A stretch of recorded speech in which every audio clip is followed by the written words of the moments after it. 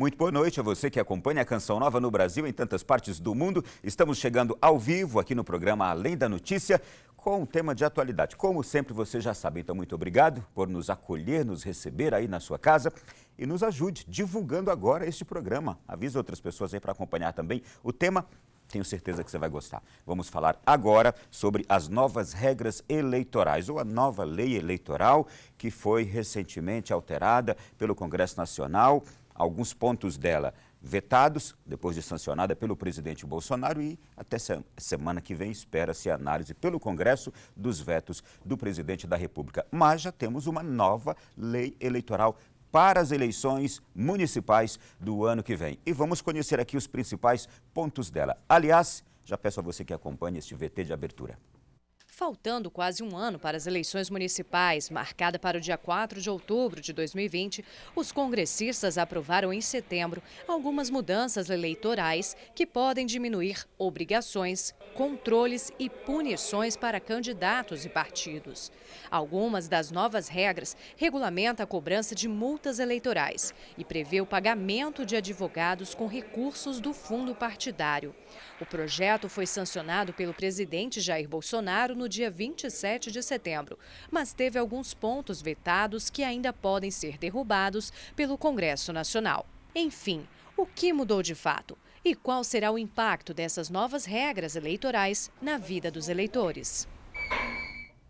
Na nossa vida, quais serão os impactos para a eleição do ano que vem? O que vai mudar até lá? Bom, quero cumprimentar nossos convidados da noite de hoje, advogado eleitoral Ronan Holanda. Boa noite, Ronan, bem-vindo. Boa noite, Ronaldo. Boa noite, Alexandre. Boa noite, telespectadores. Obrigado pelo convite e vamos falar um pouquinho, sobre essas novidades. É bom ter um especialista eleitoral aqui para nos explicar essas mudanças aqui. E Alexandre Bandeira, analista político, bem-vindo. Mais uma vez, muito obrigado para a gente falar dessas mudanças que ainda não se concluíram. Nós temos ainda muito que discutir sobre isso, mas pelo menos para a pessoa que está em casa entender o que está acontecendo, acho que vai ser um ótimo programa. Claro, e uma boa análise crítica, por que politicamente se muda tanto? Aliás, é a primeira pergunta que faço, por que toda véspera de eleição, Ronan, a gente tem uma nova lei eleitoral?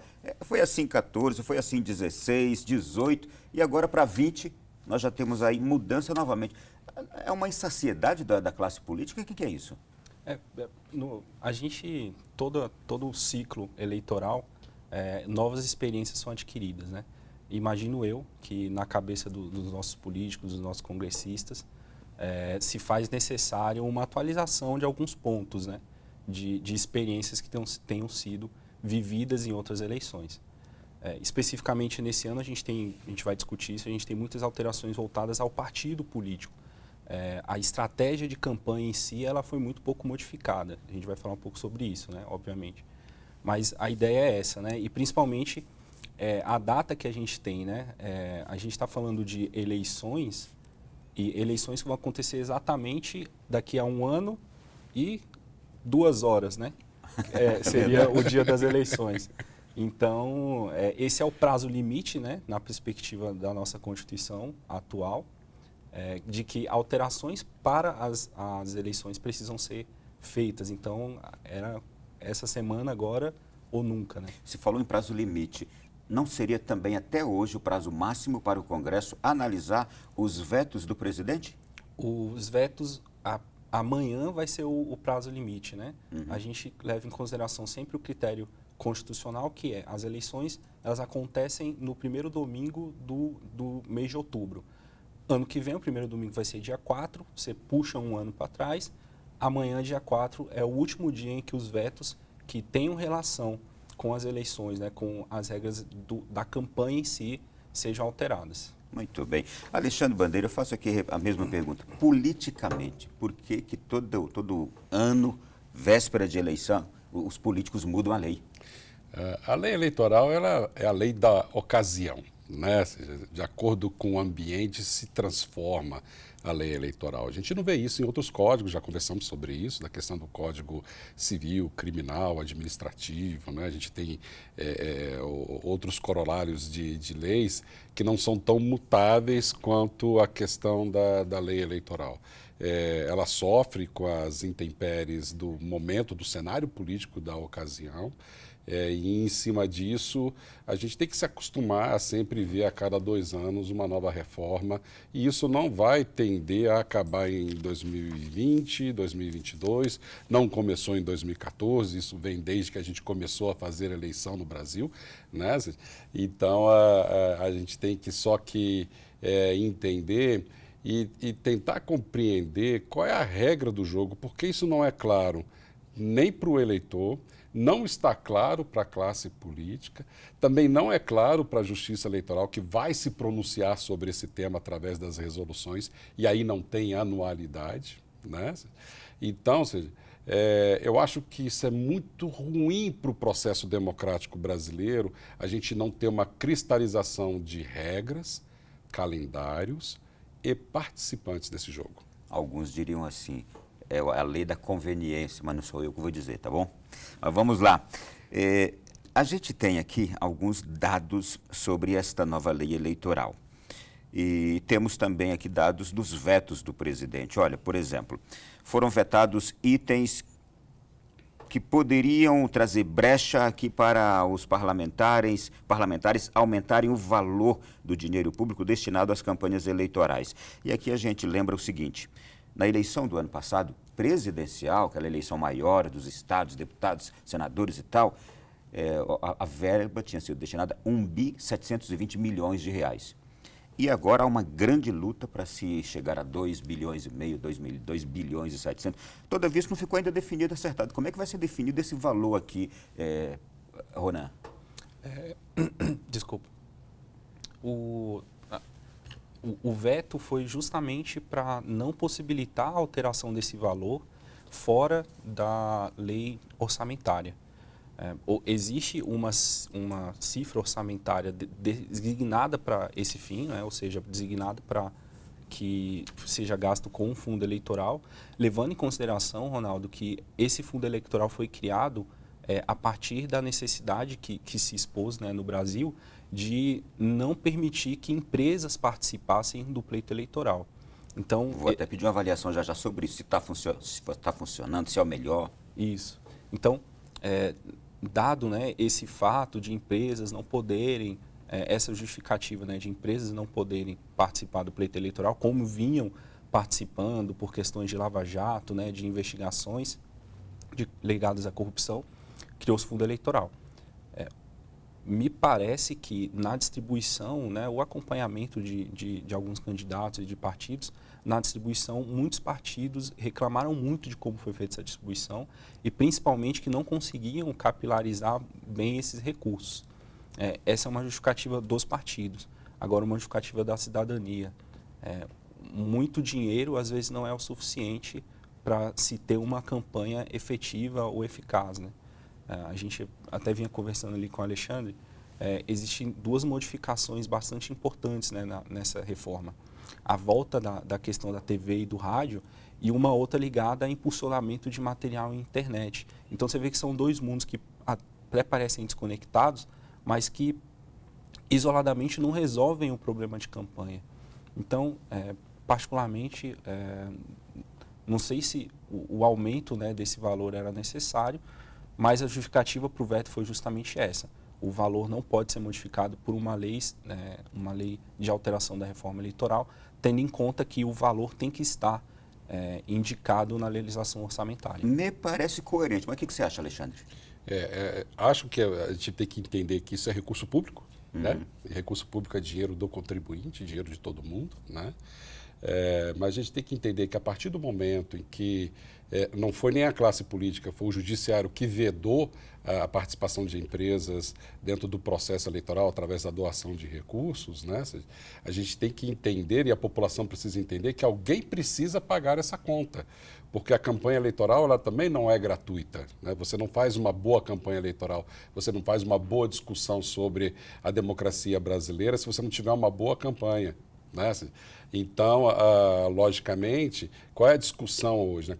A discussão é qual é o limite desse teto, né? Logicamente, a gente tem que entender o seguinte: a campanha eleitoral para presidente da República, ela tem algumas características, né? Uma forte popularização em poucos candidatos, né? Nós estamos elegendo aí basicamente presidentes, governadores, são aquelas pessoas que ficam com a maior fatia do bolo, né? E o restante, as migalhas, são distribuídos às pessoas que estão indo aos parlamentos. Mas essa eleição que nós temos que entender é uma eleição de Brasil inteiro. Nós temos 5.500, 5.600 municípios no Brasil elegendo prefeitos e Câmara de Vereadores. Né? Então, essa questão de você ter recurso para que possa oxigenar essas campanhas em todos os municípios, fazer com que a mensagem possa chegar ao eleitorado, é a grande discussão que houve entre o presidente da Câmara e o presidente do Senado, um alegando que 1,7 era o suficiente e o presidente da Câmara, do Senado, alegando que seria necessário mais recursos para que isso possa ser de fato definido. Quando é que a gente vai saber disso? A gente vai saber isso até o final do ano, porque a gente precisa de uma lei orçamentária. Essa lei precisa ser aprovada, vai ser aprovada dentro do Congresso Nacional e a partir daí a gente vai saber se é 1,7, 1,850, se vai ser 2,5, 3,500. A gente não pode se assustar com nada disso. Lógico que o controle social tem que estar aí para prever que o recurso não suba muito. Não, né? E até a possibilidade de 6,7 bi, dependendo do que for aprovado lá na lei orçamentária. Exatamente isso. Então, a população precisa ficar atenta. Eu acho que o processo de participação da população através da sociedade civil organizada fez com que esses valores já reduzissem nesse momento, nesse primeiro momento. Agora, sempre um processo de controle, mas entendendo que esse jogo precisa ser financiado. Eu até pergunto outra coisa, mas não seria coerente se imaginar que uma eleição municipal deva consumir muito menos recursos do que uma eleição nacional, como a gente acompanhou? Isto é, porque fazer propaganda no município não é mais fácil para quem já vive ali, que se conhece os candidatos a vereador com mais facilidade, os candidatos a prefeito. O município é bem pequeno. Não seria coerente se imaginar que uma eleição municipal deva custar menos que uma outra nacional? Em tese, é mais barato que uma eleição presidencial. A questão é o fator multiplicador. Você precisa multiplicar isso para 5.600 municípios que estão espalhados nos rincões do Brasil. E temos que entender... Nesse sentido, então, o fator divisor, que é dividir esse bolo para tantos municípios. Exatamente. Uma coisa é você fazer uma conta e dividir isso por 27. A outra coisa é você pegar o mesmo bolo e dividir por 5.600. Esse pedaço ele fica muito pequenininho.